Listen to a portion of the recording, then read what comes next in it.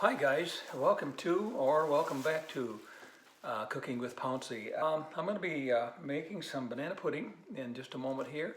We'll be making banana pudding. It'll be you guys and I, and which is the way I make it. I've made it several different ways. I like this one a lot. And in my opinion, it is really probably the best banana pudding that I've ever eaten. So bear with me, and that's what we're going to do with these. I'm going to use these three here. When I talked about the stages, and some of you might know this already, the bananas as we purchase them, we as consumers in supermarkets buy these bananas. They are typically put out in the produce section of your store at about a number 2, maybe a number 3. They're still really, really green, okay? These are I'm going to call these about a 6. You see the spots on them there, I think you can. If they get beyond this, you're talking bread pudding or the compost pile, okay? I've got some whole milk here. I don't typically buy that, but it's good for this pudding, this application. It's richer, obviously, than 2% or skim. And so I'm going to use some whole milk. I've got some Nilla, they call them wafers. They're vanilla wafers. I think that might have been a copyright infringement on the name or something, but they're vanilla wafers, okay? I've got a little vanilla. I use pure vanilla in this process. I'm only going to use, I think it's 2 teaspoons of vanilla at the very end of the process. I've got some cornstarch, which is going to thicken my pudding that I'm going to be making here for this.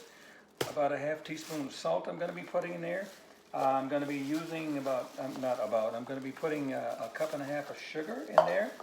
I've got about I've got 2 tablespoons of butter. That's also going to go into this pudding that I'm going to use to make that. The little guy that made all that noise a while ago was my little egg separator that just fell off at the top of my cornstarch.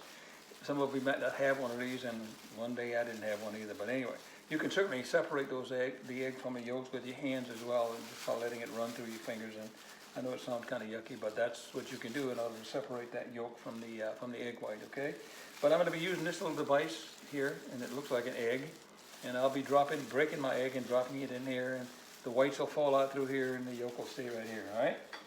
So then I've got some maraschino cherries here. If I have any pudding left over when I start putting this process together, what I'll do with that excess pudding, and I'm hoping I do have some excess because it's really, really good. I've just put regular vanilla pudding. I'm holding up the glass, because what I'll do is I'll put whatever remains, the remaining portion of the pudding, into this little glass, and to chill it down to pretty by slicing one of those little cherries, and then I'll put it right in the center of that little glass of pudding. Told you about my eggs. I got 4 eggs, and again, if I miss something here, this will all be in the ingredient list, guys. So the first thing I'm going to do is I'm going to put my sugar, as I reach back and get my sugar, and then I'll kind of show you how I'm going to put the whole thing together, okay? So I'm going to start with the sugar and the cornstarch in here first. Those are my 2 dry ingredients, and then we'll go from there, all right? Again, I've got my dry ingredients in here along with my milk. I've got, I think it was half teaspoon of salt is in here. My cup and a half of sugar is in here. My 4 cups of milk, and as you can see, I'm stirring to dissolve, and I've got my cornstarches in here as well, all right? And I think I've got 4 tablespoons of cornstarch in here as well. So I'm letting that heat up. I'm going to bring it up to a boil, just to a rolling boil. And once that happens, I'm going to temper. When I say temper, what I'm going to do here, because I'm going to be breaking my eggs, like I said, I'm going to use this little guy here. I'm going to separate my egg yolks from my egg whites, and I'm going to temper. By that I mean I'm going to have and I'll show it to you in just a second, because I'm going to go ahead and crack my eggs, and I'll have nothing in here but the yolks, all right? So when this comes to boil, and this has to be done in this manner, because you don't want to dump those eggs, even once I beat them up, you don't want to dump that into this hot mixture. It's called tempering it. You've got to temper it. So I'm going to be taking my ladle, and I'll be ladling out maybe 2 ladles of this hot liquid into this dish here, all right, on top of my eggs. And as I do that, I'm going to be stirring these eggs, and it'll all turn yellow. Then I will take this mixture that I just mixed and gradually introduce it back into here, and you'll see what happens with that. And those of you that's never done that before, it has to be done in that order. You're going to have a lump of eggs in here, okay? You don't want to do that. So I'm going to go ahead and crack my eggs, and I'll have that ready to show you in just a moment, okay? I've got my whites separated from my yolks, as I indicated, for the little egg gadget separated thing that I told you about. I've already got, again, my 4 egg yolks in here. I beat them as well, as you can see. I'm getting this nice and hot, and this should start to thicken pretty quick here. I don't want to do it too fast. I don't want it to roll. I don't want a rolling boil. I want it to just get to that point where I can take some of that hot liquid out, like I indicated, and put it into my dish here and temper it. And I'll be mixing that in here in just a moment here. And this is hopefully starting to thicken. One of the other things I did too, guys, my mixing bowl here, I had it in my refrigerator to make it cold, really, really cold. And I've been doing that forever. And way back, someone told me when I was learning stuff to do that. And again, that helps your meringue as you start to whip those egg whites. You want everything nice and cold. So I had this in the refrigerator up until just a few minutes ago. All right. I don't have vanilla in here yet. The vanilla goes in last. It's got alcohol in it, and I don't want to cook that out. I'm just going to put that in here last, and I'll do the same thing with the butter. After I put the eggs in here, temper it, I should say, and put the egg back in here, and then I'll put my butter in here just as it's starting to set. And when it's going to really thicken up, guys, is when I put the eggs in, and you'll see that. When you make banana pudding, or this one, I think they're all the same way. Those bananas, we talked about a number 1 to a number 7, which is compost time, is that you typically have to eat this banana pudding the same day you make it. We've had it in our refrigerator for a couple of days, and I'll tell you, once you make it, the bananas literally start to get dark on you. And it's unattractive. It's not inedible. It's unattractive, and I am about at that thickening point here, guys. It's not inedible, but it gets kind of ugly because the bananas start getting dark, and they'll actually get black on you, and you don't want that to happen. I got about the thickness I'm looking for. And I'm going to see what I do with my ladle here as I start to pour my hot liquid again into my eggs here. I won't do it the other way, and I told you why that is, guys. Okay. So here we go. We're going to do this called tempering.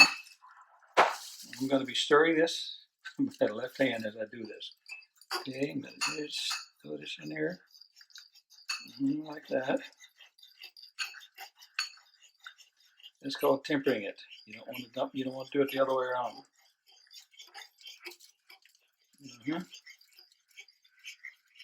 Pretty cool process. Somebody way back, I guess, figured out how to do this. I guess maybe when they started cooking their eggs inside the pudding before that was ready, put the whole thing together. So that's about what I want right there in terms of tempering it. We got a nice liquid there. And then we're going to introduce this into the pudding process. I'll turn it up just a little bit more. And now, again, I'll add this slowly to the mix here.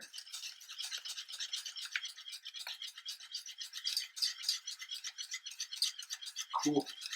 I can feel it tightening up as well. Mix it under there. Cool. It looks like pudding already, albeit very, very hot. I don't think you'd want to eat something boiling pudding, for God's sake. Anyway, just going to let it go. I'm going to do this maybe about 5 minutes. And then I'll put my vanilla in there. That's looking really, really good. It's really, really thick. And that's what you want, okay? I've got my egg whites over here. Again, I've got my chilled mixing bowl. And I'm going to pour my egg whites in there now. All 4 of them. All right. Here we are. Hey guys, I'm going to shake my vanilla. And as I said, vanilla goes in last. And I'm going to be putting my butter in here. I think I'll do the butter right now. I think the vanilla's open, yes. And I've got 2 teaspoons of vanilla is going to go in there. Here's my 2 tablespoons of butter. It's going in there now.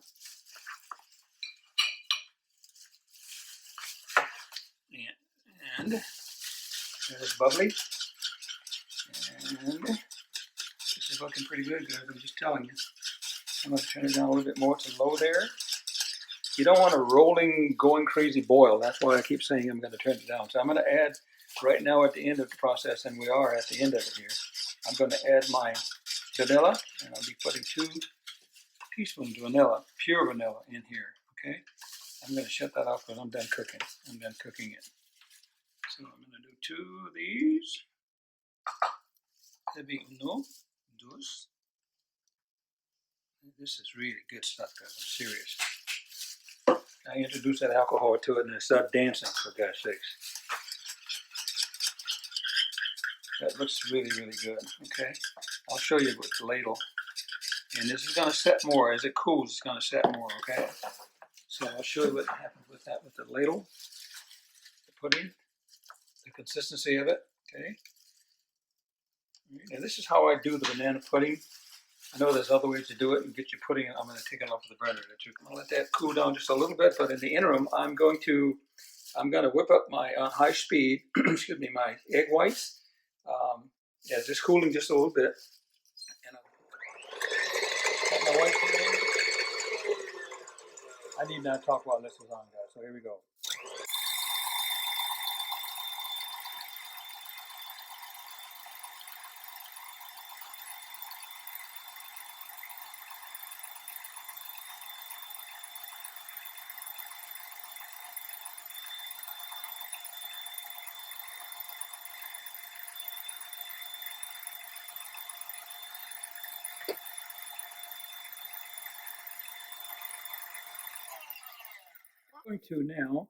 I'm going to sprinkle just a little sugar in there because you don't want the meringue to be bland. I'm not putting a whole bunch in there. I'm going to put a little sugar in there just to make it sweet. Not overly sweet, just to make it sweet. And I'm trying to get this meringue as I'm beating it. You guys that know about mixing and all that in meringue. I'm looking for the peak. I'm looking for that peak in this process as I beat these whites here. Peak as in when they get stiff. You'll actually be able to get a peak on the top, and that's what I'm after. I'll taste it a little bit here. And it's perfect in terms of sugar. And I probably put, oh gosh, about 1.5 teaspoons of sugar in there, okay?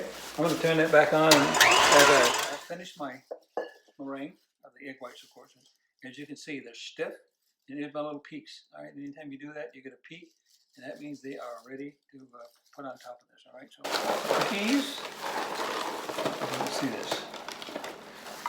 My cookies on the bottom here.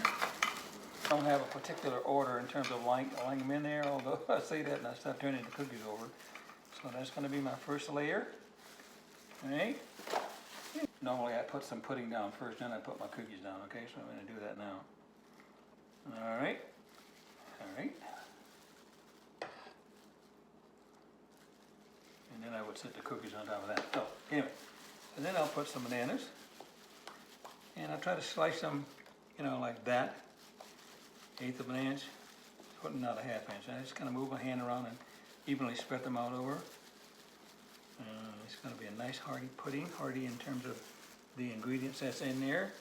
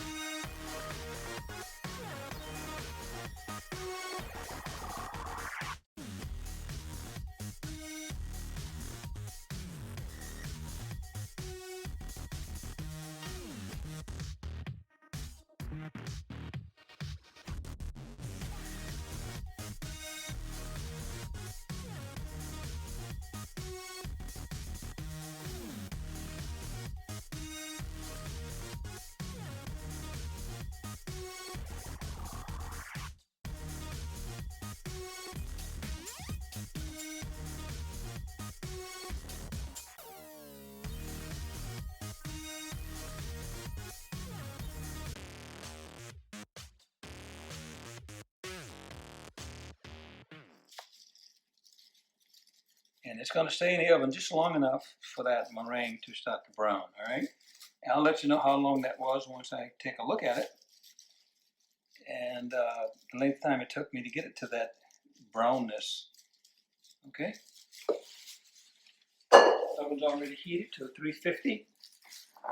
And now we're gonna put this in there.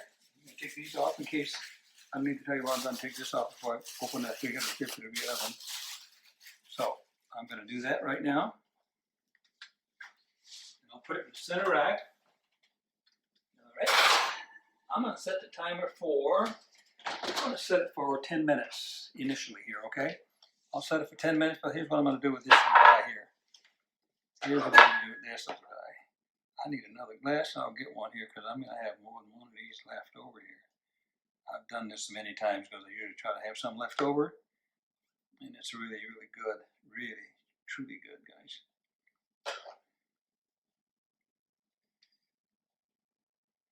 And I'll put a piece of wax paper on the top of this too, so that it won't get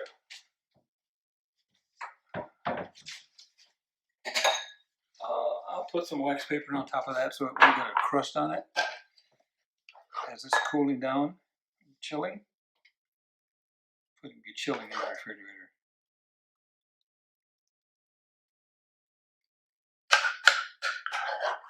This is what I'm doing with the excess, as you can see. And I typically wind up with a couple of glasses, just like you see here, left over.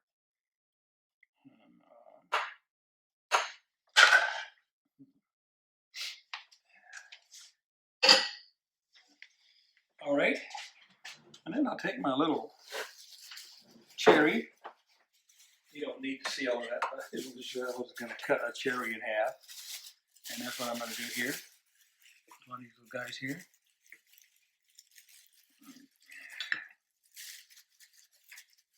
You can excess juice off. I don't want red juice dripping all over the pudding.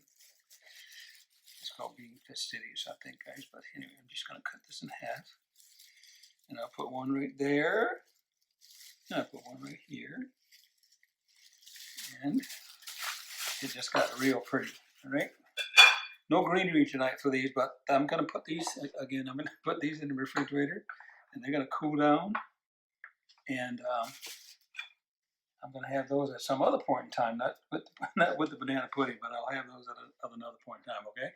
So I'll be back with you when you see that meringue has gotten brown. All right, guys? I just peeked at it, and I know it's ready. I'm going to turn the oven off, which I just did. I'm going to take this out. As the heat hit me in the face. I'm just saying, guys. I'm just saying. I'm just saying. Okay? I'm just saying. So that took a little under 10 minutes, actually.